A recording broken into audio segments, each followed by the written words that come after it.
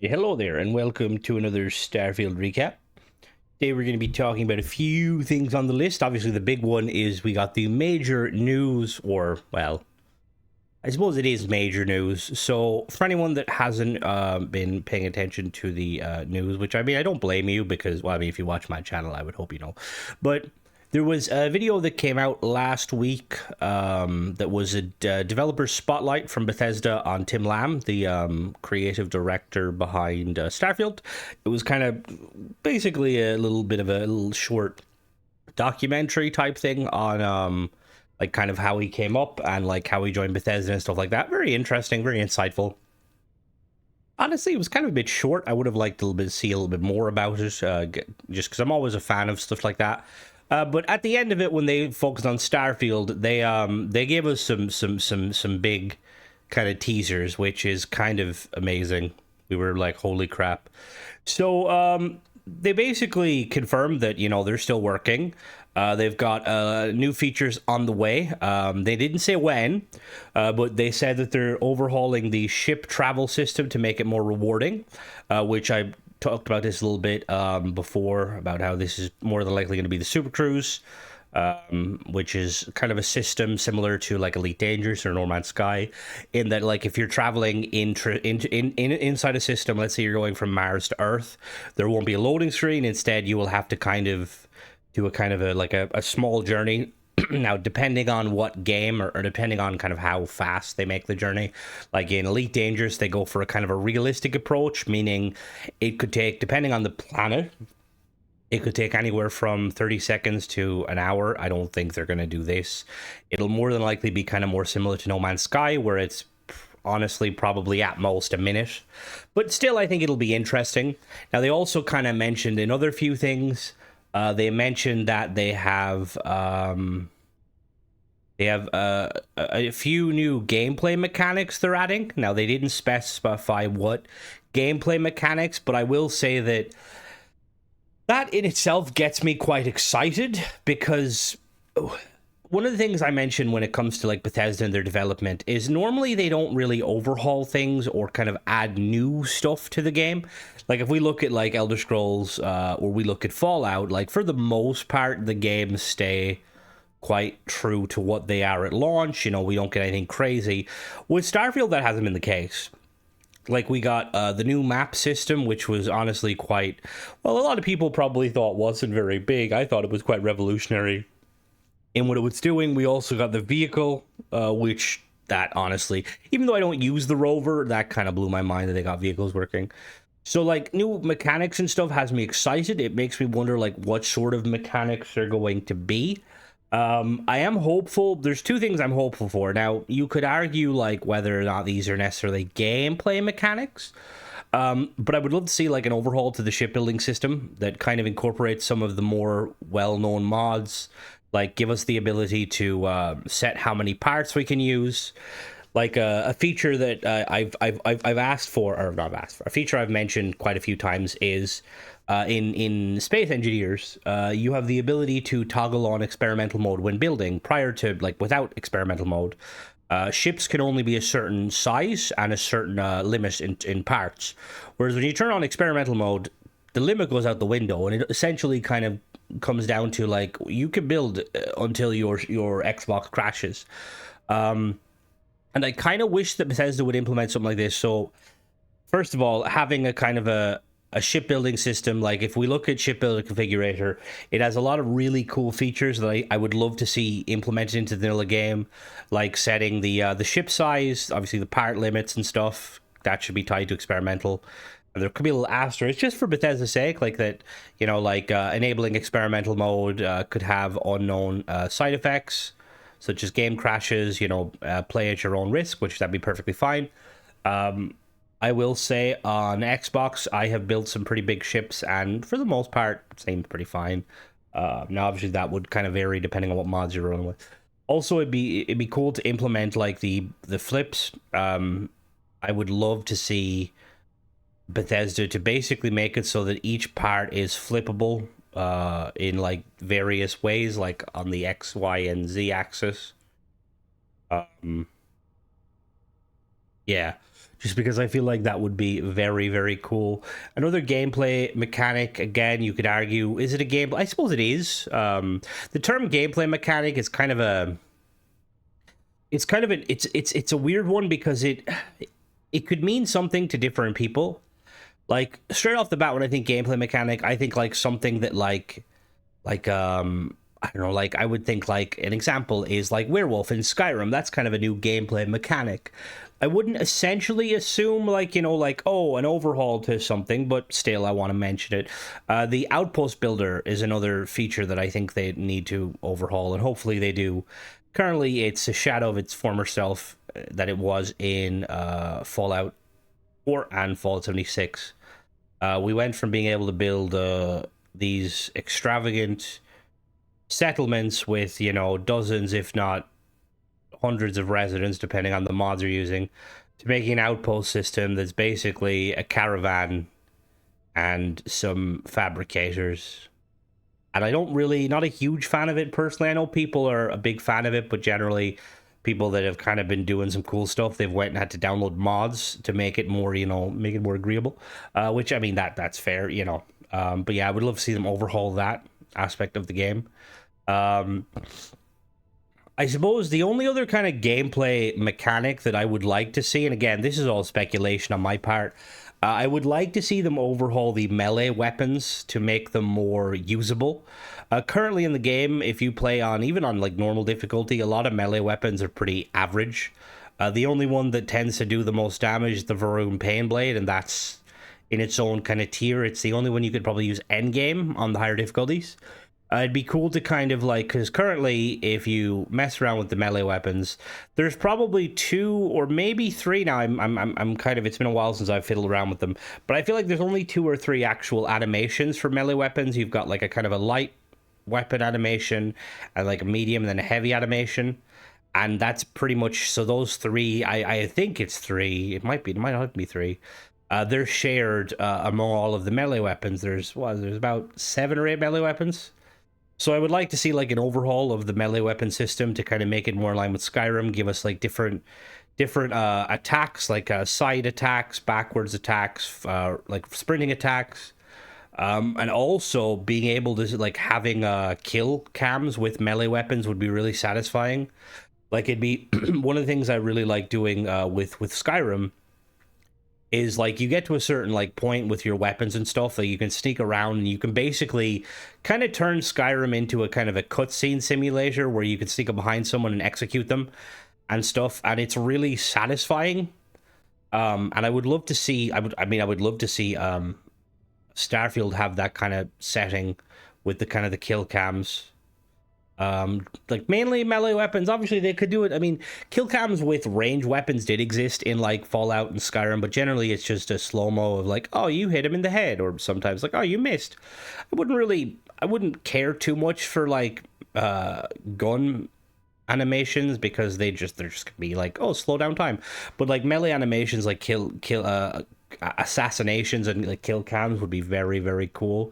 They also said they've got a load of free updates, which, so the fact that they said they've got free updates as well as like not refer, so they said gameplay mechanics, and then they said free updates, and then they said also some I think they said fans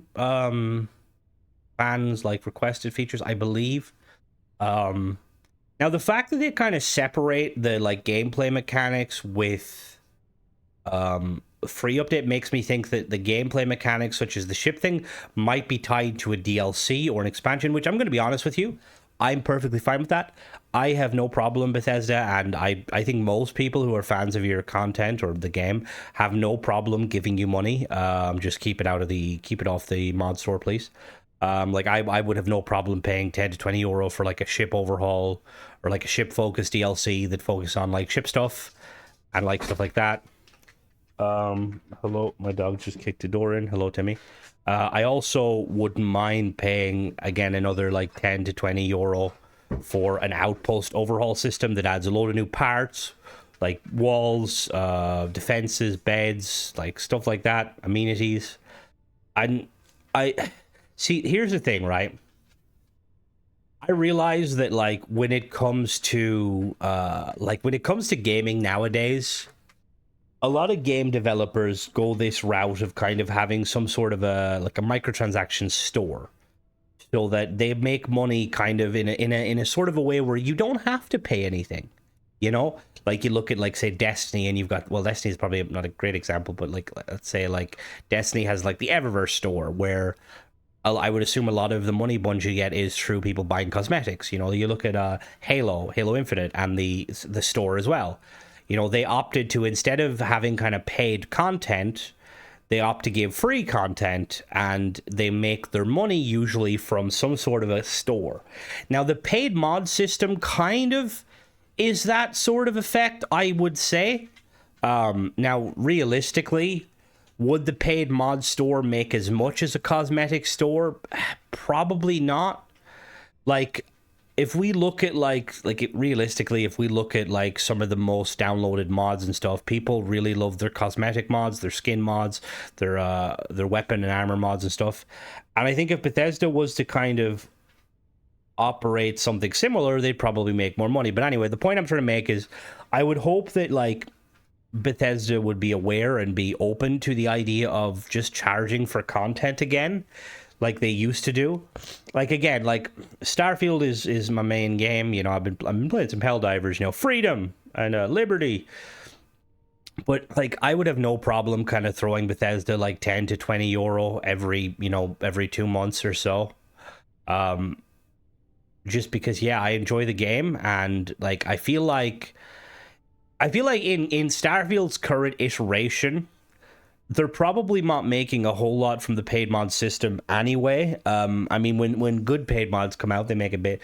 But I think, like, given that, like, you know, that the current Starfield player base is like 10 of us or 11 of us, I think, you know, it'd probably be more profitable to just charge for paid. Now, that being said, we'd still like some free updates and stuff to kind of balance out. But yeah, I do want to ask you guys, like, as Starfield fans, like, what about you? Like, are you okay with like the current system where, like, you know, they're kind of using the paid mod store as a sort of a pseudo microtransaction store? Or would you be more comfortable paying Bethesda directly for content, you know? Let me know. I'd be interested to see what everybody else kind of feels on that. I know I've talked about it a few times on stream and stuff, and the general consensus, obviously, with streams and stuff is kind of same boat. But obviously, streams are like when I stream, like, it's only a small percentage of my my user base, my viewers, just because streaming can be, it's not for everybody, and the time zone. Yeah, but that's pretty much it on that. We don't know when. I'm still holding out hope. I know, Crimson, you shouldn't. Also, ship parts, please, Todd. No, please, Tim. I apologize. Todd, you've been demoted. We're now Tim is now our savior because he's actually told us about stuff coming. So F you, Todd. Go back to Elder Scrolls, you douche. No, I'm joking. You're still cool, but Tim's cooler. But yeah, I'm still holding out hope. I've been kind of, to be honest, oh, whoops. Accidentally pressed the wrong button. So I've been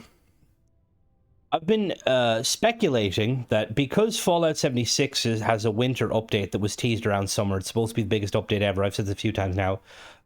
Because that they still have yet to kind of tease that in terms of, like, you know, like make a trailer or something. Like, I think that there is still potential for another kind of a showcase, maybe somewhere around October, potentially, maybe even sooner. I don't know. Like, Bethesda are clearly operating. They've been operating on this whole like shadow drop system with some games, which is perfectly fine. But we've said it before. I'm not a huge fan of shadow dropping for Starfield. I think for everybody, it's better off if they tell us, you know, it's coming out in 2 weeks or it's coming out in a month, sort of thing. But yeah, so the fact that they still need to kind of tease 76 update means that there's potential this year for them to give us some, you know, like an actual content update for Starfield. Now, I don't know when this could be, if it could happen at all. Some people are speculating at the PlayStation showcase in September. I do think that that's while plausible, I think it would kind of be a bit offensive to the players that are not on PlayStation. Like, don't get me wrong, this is a little side tangent. Like, I'm one of those people who are like, having more players coming from PlayStation and stuff, and potentially Switch too. It's really awesome. Like, more players is great, more money for the game. However, um, how they go about kind of doing it will kind of determine how much they care about the fans. Like, currently, there's a lot of people speculating that all of the new content is going to be basically saved up until the launch of PlayStation. That's going to kind of come all at the same time, which, if I hope that's not the case, because that's kind of a slap in the face for people who are playing the game now, Xbox players and PC players, because we're just like, oh, okay, are we like the black sheep of the family? Like, could you not have, gave us something special? So hopefully that's not the case. Like, again, when they're dropping it on PlayStation, they're probably going to have to drop some stuff with it to kind of incentivize, like, here's some new stuff.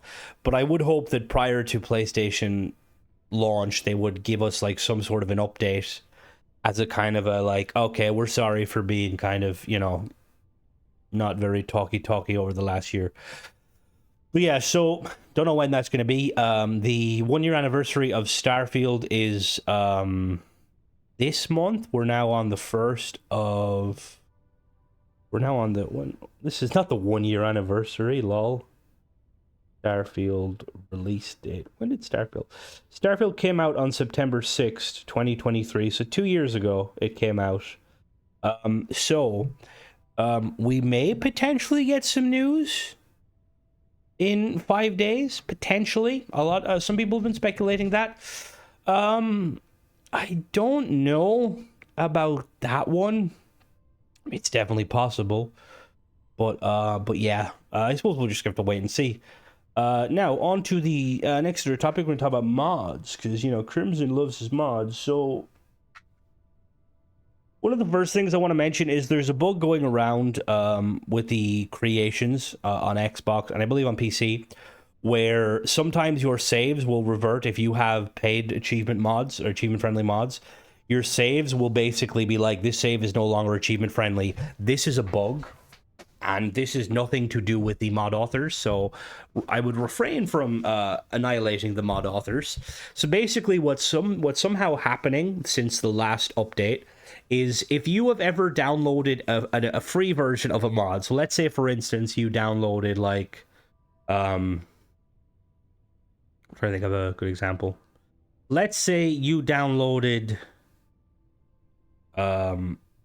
Big Booty Ecliptics free, right? The free mod. And then that mod author brings out an achievement-friendly version, so you buy the achievement-friendly version. For some reason, when you go to update your mods or install and uninstall, the achievement-friendly version, the paid version, will get replaced by the free version that you already had. So you will have to manually go in and remove the free version and add the achievement-friendly version you purchased. I don't know what it is that's causing it. It's kind of a weird one, and hopefully Bethesda can fix it, because I know Cordic mentioned it to me, and he was explaining it to me, and I had a few instances of people in stream kind of mention it. And it's a bit frustrating, I suppose, for mod authors, because they're going to be kind of getting lambasted in their comments and stuff, like, oh, you broke my game, you traitorous douchebag. No, they didn't. Why are we shaking? I don't know why we're shaking. I apologize. Oh shit, we stood up. Whoopsie. Oh, all right. Well, oh shoot. All right, we're stood up now. I apologize. But yeah, so regarding that, just be aware that it's not the mod author's fault. And if you're going to, what I would do is I would recommend hitting up Xbox or Starfield support. Excuse me, I'm yawning. Starfield support, so Bethesda support, and basically let them know that the issue is and stuff, and hopefully they can get it sorted. There is a few things that hopefully Bethesda need to be aware of regarding bugs, like the creation menu, or the creation website is kind of back to its old tricks in that sometimes it doesn't load. Another example on Xbox. I don't know if it's on PC, but on Xbox, if you are installing a mod, and while you're installing the mod, if you open up your load order and delete a different mod, it will crash the server and you will get kicked back to the main menu, which is a little bit problematic. Like, obviously it's easy to not, easy to alleviate that issue, but it's new. It hasn't been a thing before. The other thing is, like, and again, you could argue this is down to internet, but it's not. I recently upgraded my internet. But I find that the store loads very slowly on both Xbox and PC. A lot longer than it used to. I don't know what that is specifically, whether that's something on like the back end of Bethesda, like they've maybe tweaked some things, maybe they didn't do it correctly. But overall, I feel like they need to kind of fix the settlement system. They need to kind of fix the creation menu just to be more seamless, I suppose. I guess that's really it. I'm just trying to think, because it's been, to be honest, I've been like, I was really excited about the news we got, despite being kind of not excited, because still we have no release date. But I mean, it's nice that they kind of told us some things. I do feel bad because part of me thinks that that the little documentary on Tim Lamb was kind of pushed forward, maybe, or made hastily, as a way to kind of give us some Starfield information, which is like a weird one, because, like, to be honest, while I am grateful of Starfield information, I would also have liked to have seen just a documentary on, Tim himself, because I'm very interested in it. Like, guy started off as like a QA, and then he was like the head QA for Morrowind, I believe, and then like he kind of basically, between games and stuff, he kind of moved up and up in the ladder, which I think is really, really cool. And yeah, like, I mean, yeah, I don't get why they couldn't have just done like a separate video talking about like the new stuff to come. Because, like, here's the thing, right? They've clearly got stuff in the works. They don't need to tell us when it is. They could easily do like a kind of a VIDOC where they have a few different staff members talk about like features that are coming. And they could honestly be coming next year, but still, it's like, I feel like it's clear like they're kind of listing, because like we've gotten a few awkward situations where, like, whenever there's a radio silence, and it's kind of well known in the community that there's radio silence, they kind of come out with something. But just they come out with it in like the weirdest way, like, oh, we're working soon, oh, we're working the coming months, oh yeah, like, it's like, either give us like a release date, or just show us more information.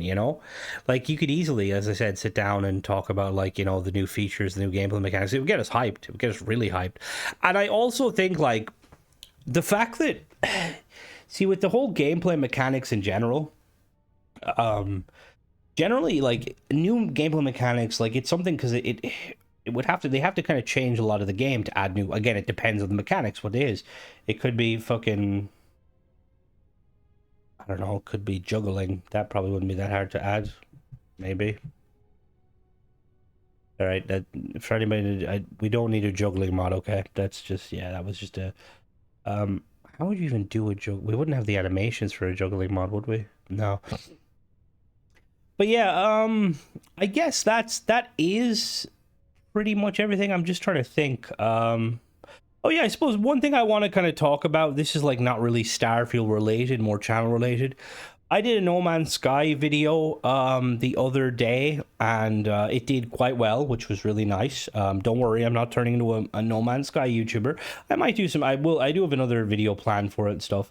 But I seen a lot of people being very negative in the comments and just kind of shitting on it. And to that I say that if you watch my content, if you consider yourself a kind of a fan of the channel, a member of the community, the 10 of us that want ship parts, I think if you are part of this community and then you decide to shit on another game, it's like, can you take a step back and like look at, what you are?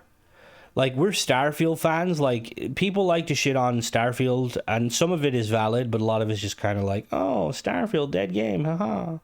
Which, I mean, to be fair, that was kind of honestly what I was thinking most days until recently. But yeah, just like I don't condone any of that shit, and like I don't like delete comments necessarily. I've said this before, especially like when it comes like because you're entitled to kind of dislike or like, but like I've seen a few comments of people just being very egregious and kind of going off, like kind of shitting on No Man's Sky, and it's like I'm not. That's not the vibe I give with my channel. Like I'm always. So I always find it interesting because, like, my whole thing is like, everybody come in, we're happy, we're chill, we vibe, we enjoy Starfield, we wish for ship parts, and we just have a good time. Respect one another, not be assholes, and I'm seeing some fucking assholes. It's bad enough having to deal with questionable mod authors that are, talking shit, but like, I don't need that. So please, I'm telling you, like, and hopefully, like, this is kind of addressing them directly. Hopefully you guys know who you are. Just be more aware. Like I've always said, like, let people play what they want to play. Like, if you don't like a game, that's fine, but like, who fucking asked for your opinion? And I know you'd be like, Crimson, you always give your opinion. That's fair, but you don't have to listen to it. Yeah, but please listen to it. But yeah, so just come on, like cop the fuck on, as we say over here, guys. Like I'm gonna do a little bit more No Man's Sky stuff, because to be honest, I've always liked No Man's Sky. I am a big fan of kind of sci-fi space games, like No Man's Sky, Elite Dangerous, Starfield, obviously Halo. Yep, one of those is not like the well, I mean Halo and Starfield is kind of the same boat. They're both like kind of up shit creek without a paddle, and the raft is sinking, and the only person with the knowledge to steer us out of the rapids is a raging alcoholic. I don't know where that went. I apologize. That was a weird one. But yeah, so just let's just have some fun. Let's just talk about ship parts.